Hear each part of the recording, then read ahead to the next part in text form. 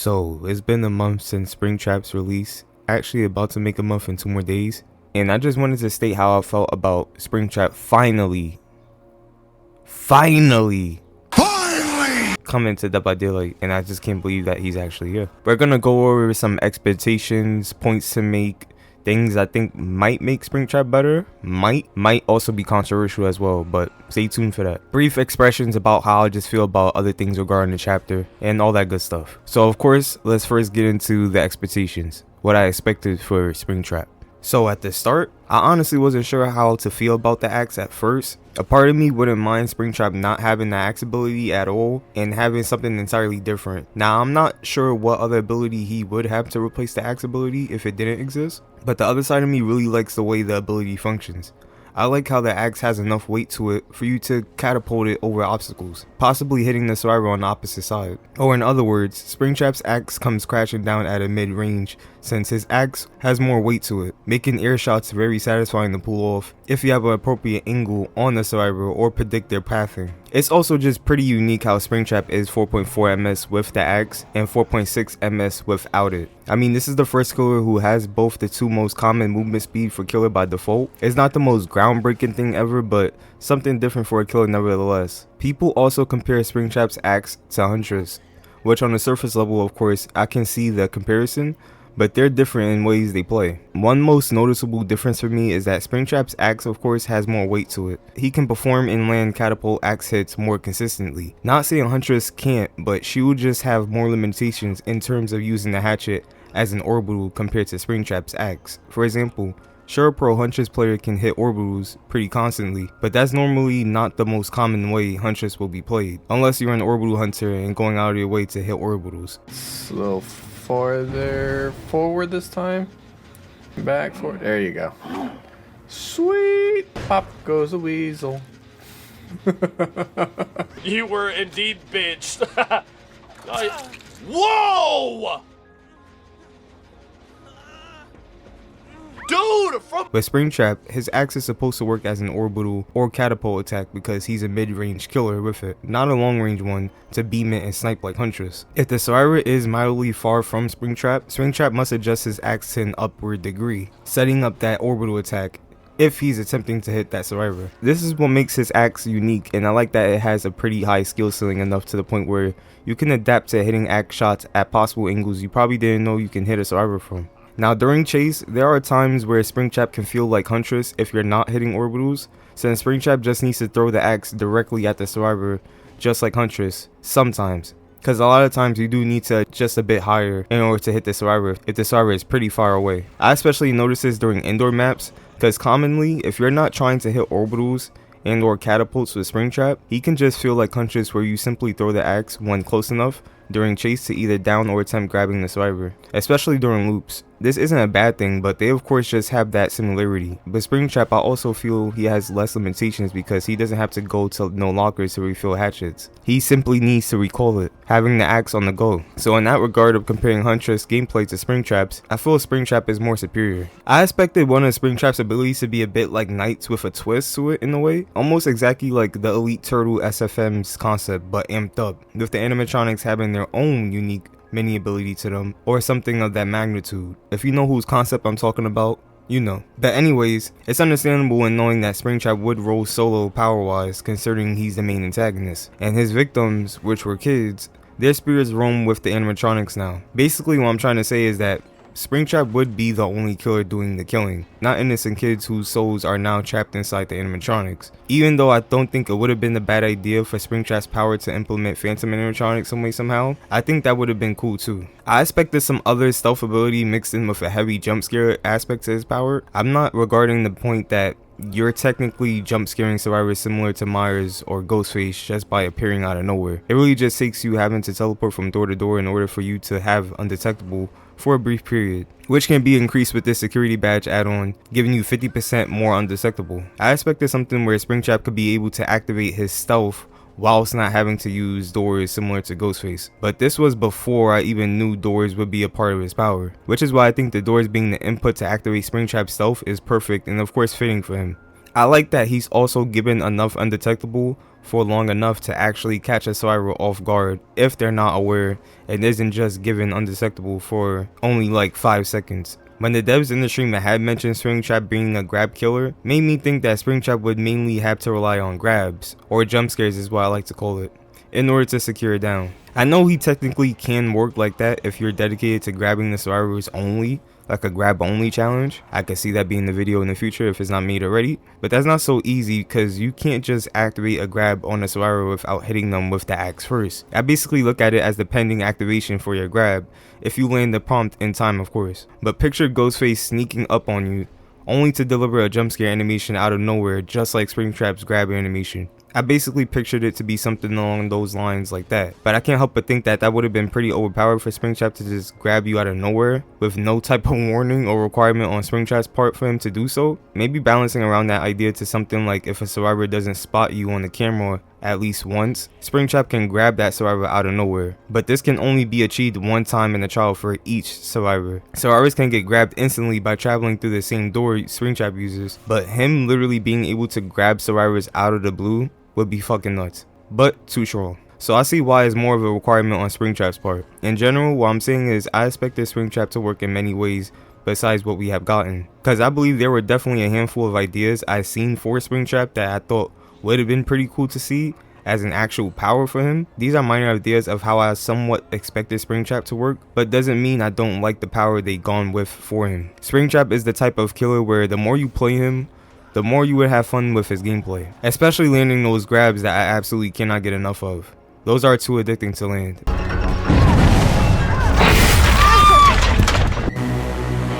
I'm not trying to say that they needed to make his power 100% original. A handful of killers in the game share very similar aspects to each other's power, which makes comparing them comparable. In this instance, it's common for people to connect Springtrap's teleport to Demo's portals since they share similar qualities of both getting from point A to point B and granting undetectable for a brief period after reaching their desired location. Sure, Springtrap's teleport has some noticeable differences that can be contrasted from Demo's teleport, and is actually better than Demo's teleport in my opinion, but they can easily be compared in the same vein. It's just funny because this is exactly how people felt like when Xenomorph came out and people were comparing Xenomorph's power to Demo's power. But in that vein, I feel like if anything, Springtrap's doors has more similarities to Demo's portals rather than Xeno's tunnels being more comparable to Demo's portals. Don't hate the player, hate the game bars. I expect the survivors to navigate through a room in first person and control security cams in that room, but they must be aware of Springtrap who can appear behind them at any second. But maybe when they get caught, it doesn't have to result in an insta grab, it could just result in them being injured, since I feel that would be more fair since the survivors are looking through cameras, though that can be the risk factor of it all. I honestly feel like this would have been more immersive than being right outside the door since you're actually controlling yourself in the room. It doesn't have to be anything else crazy but the survivor just being in first person and interacting with cameras to locate Springtrap. You see how in the trailer Meg is inside the room looking for Springtrap through the cameras? Exactly like that. Now for the map, I expected the map to have at least 5 jump scares. I also would have loved a marionette Easter egg, a type like from FNAF 2, and maybe a power outage Easter egg like from FNAF 1. Maybe for the marionette one, you can locate and interact with the music box. However, once you first interact with it, you must keep winding up the music box every now and then during the trial. If you successfully maintain this during the trial, you will be awarded 3 times more blood points and maybe some secret FNAF charms and or avatars or backgrounds. If you fail to maintain the music box at any random moment during the trial, the marionette would jump scare you on the screen and make you scream, revealing your location for a brief second. For the power outage one, I think there should be a brief moment where after you complete a generator, the power cuts out for like 8 seconds, making the inside very dark and no gen inside the building interactable. As this is happening, you hear the music theme from FNAF 1 fade in before the power cuts right back on. You know how when you complete that generator inside the building, the animatronics would put on a mini performance on stage before shutting back down? Maybe when they shut back down, that's when the power could cut for a brief second before cutting back on. I just think that would have been a pretty dope Easter egg.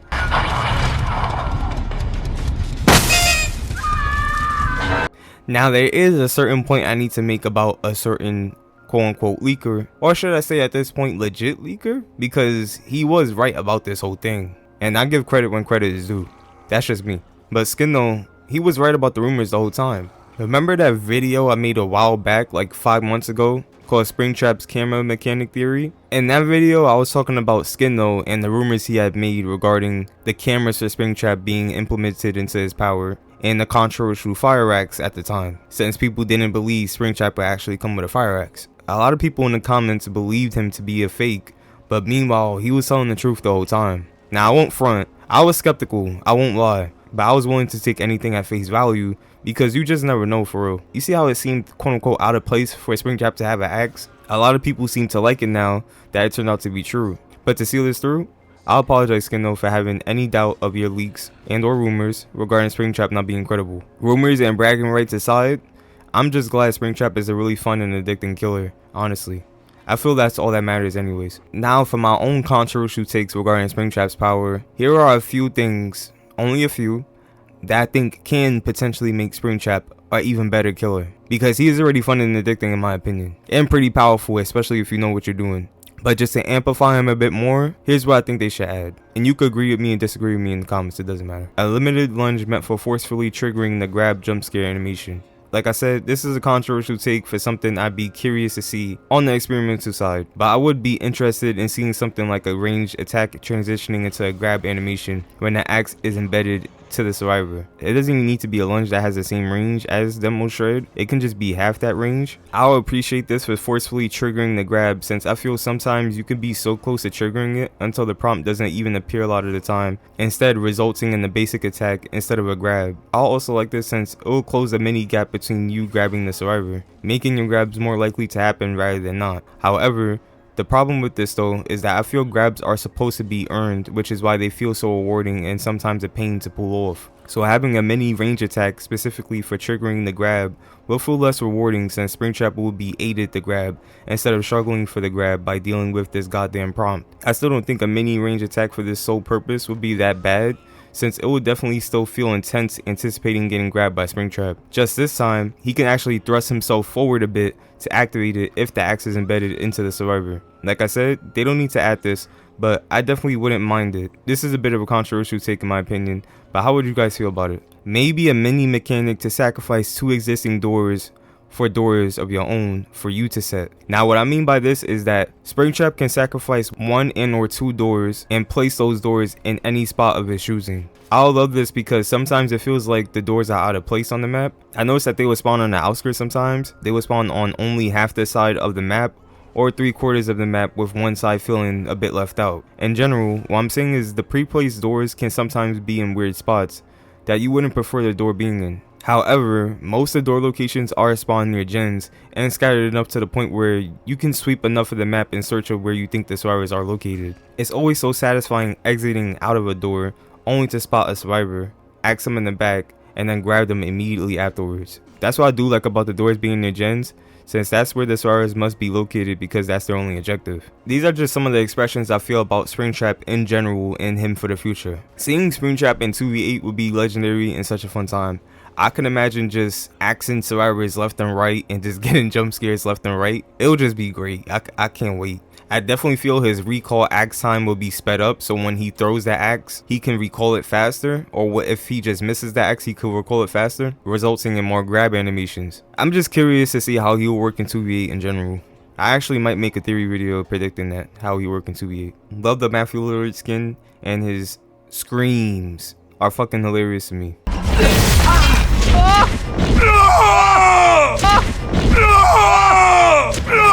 This cosmetic I find goofy and can't take very seriously, but that's not a bad thing. It still surprises me that they got Matthew Lillard's face and voice.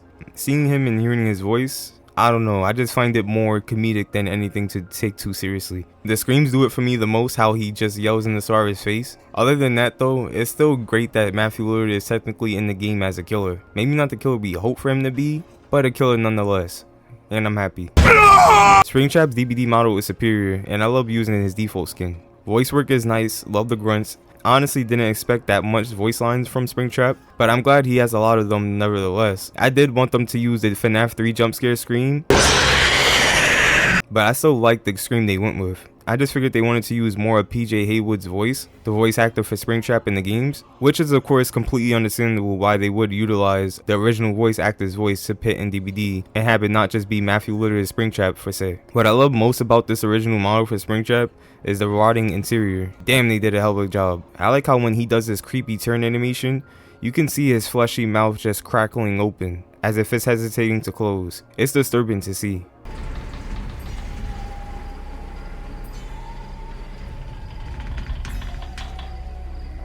A skin I would love to see from Springtrap is one where he's literally on fire and you can see the burned rotting inside the suit. I just think a skin like that would be fire.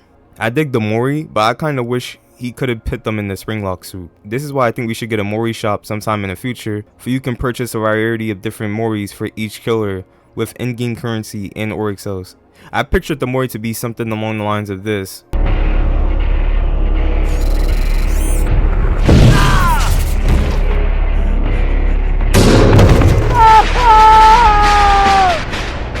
Or maybe a different type of animation of the Cyrus being crushed by the Springlock suit.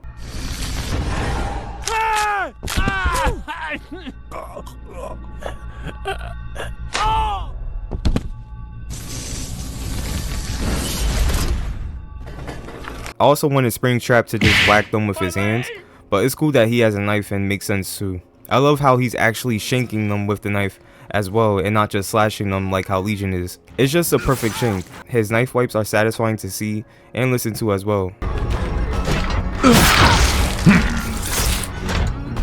I don't sound fucking insane saying this, right? The add-ons I love for Springtrap right now and why are Celebrate poster, the security badge add-on, and the Endo CPU add-on. I love the celebration poster add-on because I think it makes the chase more intense since it's sped up for not only Springtrap but both Springtrap and the Survivor when the axe is embedded in them. Sure, the Survivor gets haste as well, but that's the fun part about it because it feels fair. You can beef up the haste suit by slapping haste perks together with this one, especially to get faster grabs since you would be going 10 times more faster than the Survivor who also has haste. The security badge add-on I love because it simply extends your undetectable. Who wouldn't love that? This can just help for coordinated patient jump scares and possibly grabs if the Survivor is in the helpless location with the axe you just thrown in their back. You could bring indoor map offerings to use with this add-on to make yourself even stealthier, giving you so much more time to roam around the map completely undetectable. Having survivors break their necks every time they hear a metal clink with no music to follow along with it. This add-on is great to have overall. The Endo CPU add-on I love, only when mixing it with this sonic interaction speed build to beef up the break action speed every time I'm in the axe's area of effect. You don't have to use this add-on by force and let it happen naturally when you're in the axe's area of effect from missing the axe throw. But if you did want to use it by force, you have to predict when the survivor is going to drop the pallet, throw the axe very close to you or at the pallet, survivor drops the pallet, and then you shred through the pallet since that's just a piece of wood in your Springtrap. Only thing is, why would you intentionally miss the axe throw at a survivor just to have increased break speed? That's why it's better if it happens naturally, where it's a scenario when you happen to miss the axe throw at the survivor, but you're still in the axe's area of effect to shred through the pallet with ease if the survivor winds up dropping the pallet. I also appreciate this brown add-on since you can reclaim the axe faster after missing a throw. It helps for axe practice. The other add-ons I need to play with a bit more for them to potentially become my top favorites, but these few seem to do the job for me right now. I dig the lobby and chase music.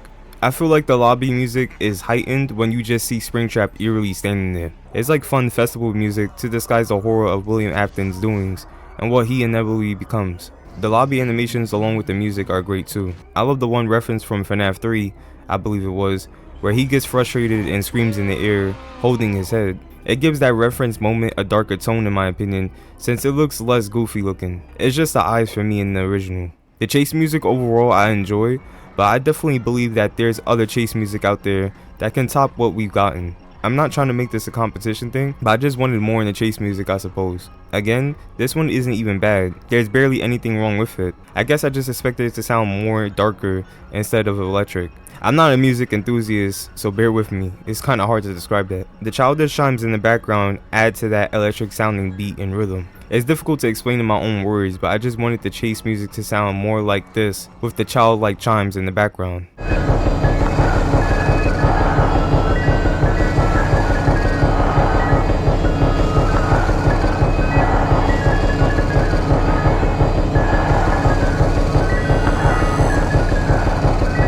I just love the chase music. There are a handful of great concept Springtrap chase themes, but this one in particular sets the bar for me and sounded disturbing while giving you that childlike presence in the background. I had explained this one before, but you guys get why I think this is great. Like I said though, it's not the end of the world or anything because I still like the one we got a lot. I'll just prefer something along the lines of sounding like the one I showed y'all. So as of right now, today, those are my brutally honest thoughts about Springtrap in DVD. I can't believe I'm even saying that. Like, I can't believe that's even a sentence right now. We literally have Springtrap in DVD. Finally. Like this still just blows my mind, honestly. Like, I'm still trying to process Springtrap in Dead by Daylight. Like, you know how much of a myth he was? For him to actually be here is crazy. He was like this lingering ghost in the background, just this myth of DVD, this legend of DVD, this killer that we just never knew would come to DVD, finally coming to DVD. What a fun time to be a FNAF and DVD fan. For my hardcore FNAF fans out there, I'm happy for y'all. Finally the chapter y'all been dreaming about. And I'm so thankful he's here. I wonder who would be the next most popular speculated killer in DVD. Since we already have Springtrap and FNAF was definitely hands down the most speculated chapter, because I kid you not, every chapter people would assume that FNAF was coming unless it was something blatantly obvious to the point where it was like, okay, it can't be FNAF. Even then people would still kind of drag it and be like, oh, you see that? I could see Springtrap's ears in the background or something crazy like that. But the fact that we actually have him here, mind-blowing. I'm talking too much though. How do you guys genuinely feel about Springtrap finally being in Dead by Daylight? Let me know down below. Love y'all. Take care. I'm gonna see y'all in the next one. And peace.